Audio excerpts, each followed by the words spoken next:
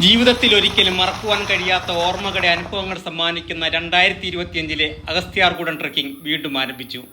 വനംവകുപ്പിന്റെ നേതൃത്വത്തിൽ ബോണക്കാട്ട് നിന്നും ആരംഭിക്കുന്ന യാത്രയ്ക്ക് ആവശ്യമായ ഓൺലൈൻ പാസുകൾ വനംവകുപ്പിന്റെ സൈറ്റിൽ ലഭ്യമാണ്.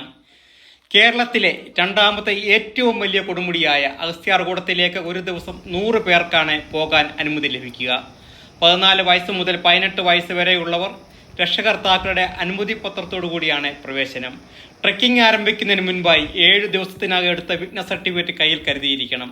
ആളൊന്നിന് 2700 രൂപയാണ് ചാർജ്. ജനുവരി 8-നാണ് ഈ സീസണിലെ ബുക്കിംഗ് തുടങ്ങിയത്.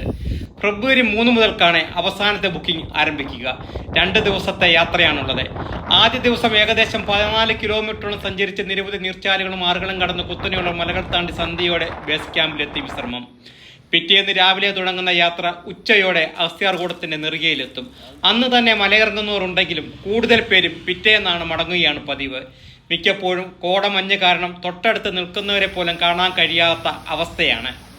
കാലാവസ്ഥയിൽ വരുന്ന വ്യതിയാനങ്ങൾ അനുസരിച്ച് യാത്രയിൽ മാറ്റങ്ങൾ ഉണ്ടാകാനുള്ള സാധ്യതകൾ ഏറെയാണ്.